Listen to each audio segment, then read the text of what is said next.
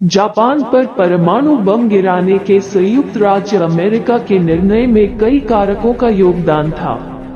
एक कारण जापान की बिना शर्त आत्मसमर्पण करने की अनिच्छा थी। जापान अपने सम्राट को रखना चाहता था और अपने स्वयं के युद्ध परीक्षण करना चाहता था और यूएस बलों द्वारा कब्जा नहीं करना चाहता था। हालांकि संयुक्त राज्य अमेरिका बिना शर्त आत्मसमर्पण चाहता था, जिसका अर्थ युद्ध की निरंतरता था। जापान ने 9-10 मार्च 1945 को टोक्यो पर बमबारी जैसे कई बमबारी अभियानों के बाद आत्मसमर्पण करने से इनकार कर दिया। अकेले टोक्यो की बमबारी ने हजारों लोगों की जान ले ली और इसे अक्सर इतिहास में युद्ध के सबसे विनाशकारी कृत्यों में से एक के रूप में उद्धृत किया जाता है। हालांकि सटीक मरने वालों की संख्या अज्ञात है। रूढ़िवादी अनुमान बताते हैं कि आग लगाने वाले बमों के कारण आग्नेयास्त्र में कम से कम 80,000 लोग मारे गए, संभवतः 100,000 से अधिक एक ही रात में। कुछ 10 लाख लोग बेघर हो गए थे। इस बात की प्रबल संभावना दिख रही थी कि संयुक्त राज्य अमेरिका को खुद को एक भूमि आक्रमण के लिए प्रतिबद्ध करना होगा, जो कि कई अमेरिकी लोगों के जीवन का दावा कर सकता था। इसके बजाय परमाणु बम ने प्रशांत क्षेत्र में युद्ध को जल्द से जल्द बंद करने के लिए एक उपकरण के रूप में कार्य किया। संयुक्त राज्य अमेरिका द्वारा परमाणु बम गिराए जाने का एक और कारण, और विशेष रूप से नागासाकी पर दूसरा, सोवियत संघ से संबंधित है। 8 अगस्त 1945 को हिरोशिमा बमबारी के 2 दिन बाद, जैसा कि 1943 और 1945 में तेहरान और याल्टा सम्मेलन के दौरान जोसेफ स्टालिन द्वारा सहमति व्यक्त की गई थी, सोवियत संघ ने जापान पर युद्ध की घोषणा की।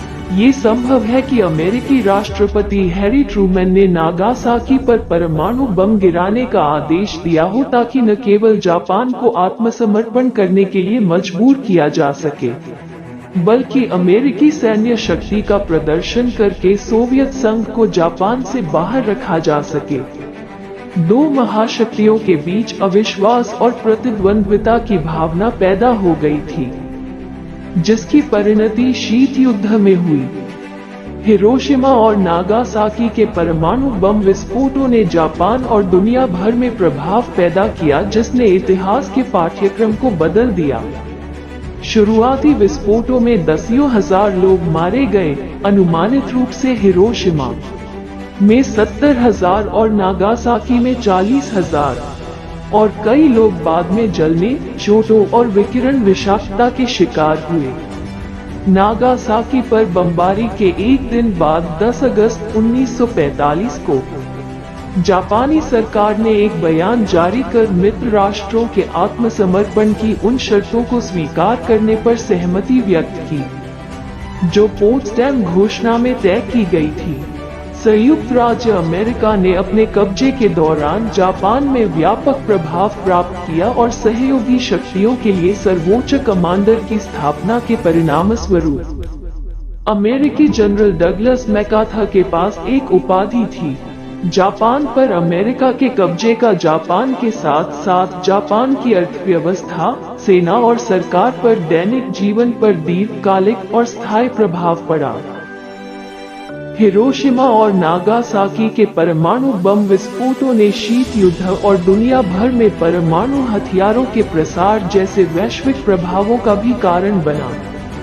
शीत युद्ध एक प्रतिद्वंद्विता थी जिसने द्वितीय विश्व युद्ध के बाद दुनिया की 2 शेष महाशक्तियों, संयुक्त राज्य अमेरिका और सोवियत संघ के साथ साथ उनके संबंधित सहयोगियों को राजनीतिक, आर्थिक और परमाणु श्रेष्ठता के लिए लड़ते हुए देखा। आज अधिक देशों के पास परमाणु हथियार हैं, लेकिन हिरोशिमा और नागासाकी की बमबारी के बाद से युद्ध में ऐसे हथियारों का इस्तेमाल नहीं किया गया है। सो फ्रेंड्स, वीडियो कैसा लगा? वीडियो अच्छी लगे तो लाइक एंड शेयर करना, और हाँ, चैनल को सब्सक्राइब करना ना भूलें।